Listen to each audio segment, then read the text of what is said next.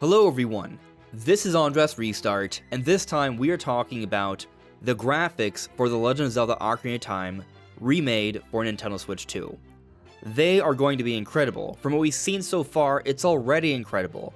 But I think if we take a closer look, examine what Nintendo has shown us so far, and considering what that means for the overall game, it's going to become quite apparent that not only is this game going to look really good, but we're looking at what's probably going to be considered the best looking Nintendo game to date. There's a lot of really cool stuff going on here, and so that's what we're diving more into this time. Now before diving into things, just a quick reminder here, I am trying to reach 60,000 subscribers hopefully soon, so if you find yourself enjoying my videos, I would very much appreciate your subscription, assuming you haven't done so already.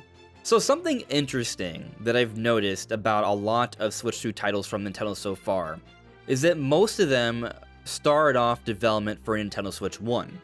You look at Donkey Kong Bonanza, you look at Metroid Prime 4, you look at Pokemon Legends ZA, you look at Mario Kart World. We know all of these games started off as Switch 1 titles. And in the case of Donkey Kong Bonanza and Mario Kart World, while they are exclusive for Switch 2, there are no Switch 1 versions, and they are certainly impressive games that are not possible in the form they are in on Switch 1. We still know that they were in development from early on in the Switch 1 era as initially Switch 1 titles, and so I then asked myself, what could have been accomplished if they were designing these games with Switch 2 in mind from the very beginning? And so that gets me wondering about the Ocarina of Time remake, because it's employing a far more realistic art style than what we're accustomed to from Nintendo. Even the recent Star Fox is also far more realistic than what we're accustomed to from Nintendo. And there's even been a bit of backlash for both games when they were shown off just recently, and I think a lot of that has to do with the fact that many Nintendo fans are just not used to this kind of realism from Nintendo, because over the last few generations, Nintendo has pivoted. Starting with the Nintendo Wii, Nintendo stopped competing from a graphics perspective with PlayStation and Xbox. And so a lot of us Nintendo fans have come to expect more simpler visuals. It's not to say games didn't look good, it's not to say they didn't try to push the hardware, but Nintendo would oftentimes go for art styles that I would say were very calculated choices. Like, you look at Skyward Sword, they went for a cel-shaded Zelda game. You look at Mario Galaxy, super colorful, super vibrant. They chose to go with small planets as opposed to giant environments, and I'm sure that made things easier to render. If you don't have to put that much into your environment, you can certainly put more detail into the small things you have in there. And in the case of Skyward Sword, when you're using cel-shaded visuals, well, you don't have to put as much effort into the texture detail. There's less resources that are required there. And so Nintendo's been doing a lot of things like this over the last few generations, going for art styles that don't require hardware as significant to pull off in a beautiful way. Nintendo's been smart, they've had pretty games, but they definitely have not been shooting for realism for a very long time. But now with the Nintendo Switch 2, we see so many games that are from AAA third parties, very impressive games, looking and running great on the console. I think when you account for diminishing returns, and just how impressive the Switch 2 is, and Nintendo's partnership with Nvidia, what they've been able to accomplish with this, such as that DLSS technology that's really helped to bridge the gap here between mobile hardware and far beefier, bigger consoles,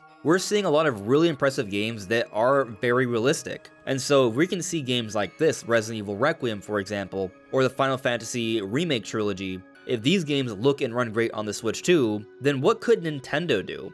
And the more I think about it, it's actually really interesting to me, because in prior generations, I've always felt like Nintendo has always been head and shoulders above everyone else putting out games on their own platforms. I've always felt like Nintendo has been outputting the best looking games on their own systems. But in the case of the Switch 2, I'm not so sure that's the case. Like, yes, Metroid Prime 4, beautiful. Donkey Kong Bonanza, beautiful. Mario Kart World, beautiful. But are these the best looking games, the most impressive looking games on the platform? I think there's a lot of debate to be had there, because there are some really impressive looking, very realistic, very expansive, even in some cases games running at 60 FPS on Switch 2. And while some of you listening may still say, well, Metroid Prime 4 is just incredible, it being able to run at 120 FPS and all that, like, yes, that's impressive, but I think the point to be made here is that there's certainly a debate to be had, and in the past, there wasn't really a debate. But now that we're in the second year of Switch 2, I do think we're starting to see some games that were made with Switch 2 in mind from the very beginning. such as Star Fox. It's a real looker. A lot of people think that this might just be the best looking game on the platform. It's definitely up there. I agree with that. But looking at the Ocarina of Time remake teaser, there are things here that I think suggest it's going to be even more impressive. At the end of the day, Star Fox is a remake of an N64 title. It's an on-rail shooter. The environments are relatively simple from that perspective. What we're going to see with the Ocarina of Time remake, while there's a debate to be had on just in terms of how much Nintendo is going to change, we are going to see a far more expansive world in comparison to Star Fox here, and so that's going to be really interesting to see. There are elements of the teaser trailer, though, that do give us a little bit of insight as to how this game is going to look, so let's now start analyzing that. But before doing so, here's a brief message. Do you find yourself feeling tired, unable to take a good nap during the day from wherever you may be? Then perhaps you are in need of a soft, comfortable sleep mask that blocks out all light.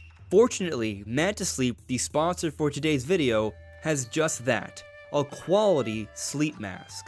This sleep mask has super soft, comfy cushions that cover your eyes and block out all light. It's easy to adjust to different sizes, and it feels great to wear, and it's helped me personally fit in just a bit more rest during my days. And signing up now might just be the perfect time to enjoy the summer night sale between June 19th through July 15th to save up to 20% off. So if you're looking to improve your sleep and energy, check out the Meant to Sleep mask using the link in the description below with my code SLEEPRESTART. Now, the first thing I want to point out about the teaser trailer is the lighting. What I'm noticing here is that it's very realistic lighting. Like in the scenes where we're seeing the tapestry and we see this kind of in a room, it looks very moody. It looks like there's maybe like a torch or some sort of lamp or lantern that's on the other side of this perspective here. And I think this is actually really important because when we consider what happened with Ocarina of Time 3D, that didn't have the most impressive lighting. They made everything very colorful and vibrant, and while that looked good for the 3DS screen at the time, there was a lot lost in terms of the moodiness, the atmosphere, and I do think with modern lighting techniques, they can pull off some really cool things on a level that would certainly be extremely impactful. Like I think about that final boss battle with Ganon, how in the N64 version, it was very dark. He was almost like a walking silhouette until a lightning would strike and you would see a brief flash. That was with N64 tech. Imagine what Nintendo could do now with modern lighting techniques. There could be some really, really cool visual effects here just from a lighting perspective. But also something else I found interesting even about Ocarina of Time back in the day were some of the particle effects. When you were exploring Kokiri Forest, you could see all these little bits of pollen or whatever it was all throughout the air. That was a neat little effect they put in there. Or when you would strike at walls or metal and you would see sparks come from your sword. Now, they can pull that off to a greater level. Even in the teaser trailer, we do see dust in the air, or when we see Link in his little house, we see these small little green orbs floating around. It's very magical, and I'm looking forward to seeing this in real time.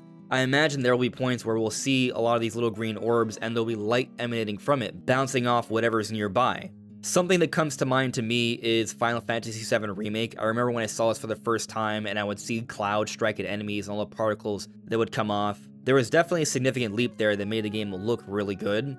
And thinking about what we're seeing here, I feel like we could be looking at something that's somewhat similar. Which actually brings me to another point. I look at Link's hair, and the kind of hair we're seeing here, especially up close, it does kind of remind me of that level of realism we've seen from games like the Final Fantasy VII Remake trilogy, where there's a lot of effort put into the hair. We are seeing individual strands here. This isn't like Xenoblade, where it's just like a one model. Maybe there's like a few individual bigger bangs that they model out so you can see some level of movement. We are seeing a substantial leap in realism here. I think of the fur in even Donkey Kong Bonanza, and it looks more like feathers. Certainly, there's a level of detail there that is appreciated, but it also looks like feathers. It's not realistic. What we're seeing for Link's hair here is very realistic, and the only thing that I think really compares from what we've seen from Nintendo is Star Fox, because those characters are all very realistic with realistic fur. But the big difference here, though, is that those are animals. That's not going to look normal. Here, though, Link is humanoid. He looks almost human. He's a Hylian. And so, yes, this is a very realistic looking kind of person And it goes further, it's beyond the hair. Even with the nails, you can see the cuticles. I can't think of a Nintendo game where they've gone into this much detail with the nails on the fingers, on the toes. There's just a significant amount of realism here that you might think is actually not even necessary. Which brings me to another point, because they'd show us some really close-up shots of the bed, for example. And when you're pulled back from far away, you can't really tell that much. But up close, when you see Link's blanket, you can see how it's woven together. You can see individual strands fraying off. And so the suggestion here is that this level of detail is going to be the case throughout the game. So sure, when you're pulled back far away, you're not going to see that much detail because you wouldn't be able to notice that until you're up close. But what it tells us is that there's that much work going into this. It goes beyond the blanket. Another example, you look at the leaves. Now, while they're off to the sides and there's a little bit of a blurring effect going on, you can tell that these leaves are very veiny. This is not like a flat texture or a PNG for a flower or a blade of grass. Listen, I loved the grass in Breath of the Wild, it's beautiful, but each individual blade on its own is pretty simplistic here.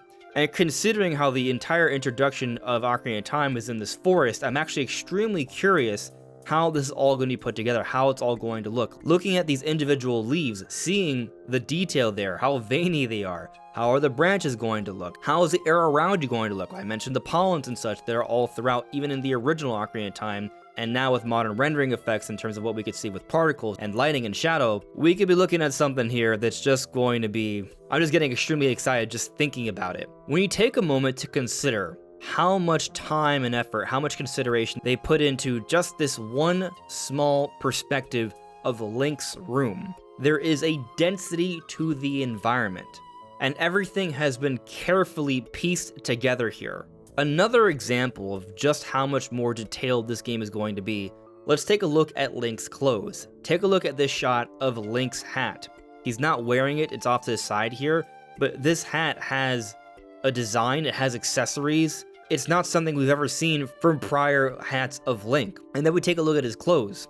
We can see the green tunic, but if you look carefully, you can see how the tunic has been woven together, like as if it's made out of grass, and then he has this outer layer that literally looks like leaves wrapped around him. And I don't think Link is going to be the exception here. I think this is going to be the standard throughout the game. It's no longer going to be about simplicity, it's going to be about a detailed density to the environment with a lot of really cool modern graphical effects. What we're going to see with this remake here is going to be the visual showcase for a Nintendo Switch 2. When you really think about it, Tears of the Kingdom came out in 2023. That game took over half a decade, closer to 7 years, to come out. It's completely unrealistic to think that the next open-air Zelda is coming out anytime soon. And historically speaking, Nintendo has always made sure to have Zelda available early on into a console's life, some kind of Zelda that is a visual showcase for the system. So Nintendo may have been aware from quite a while ago, from before the release of Tears of the Kingdom, that they were going to need an alternative to get out early on for their next generation. It's one of the big reasons why I've been theorizing about this Ocarina of Time remake for so many years, because they needed something like this, and now we are seeing it now. We are seeing what is going to be the ultimate visual showcase for what the Switch 2 is capable of from Nintendo. This is going to be their best looking game yet, and I'm getting extremely excited just thinking about how crazy this world of Ocarina of Time is going to look. But what do you all think? Let me know in the comments below. This is AndresRestart. Thank you so much for listening and watching, and I will see you all really soon. Take care. Bye. And don't forget, you can use my code SLEEPRESTART when checking the link in the description below for the Manta Sleep Mask.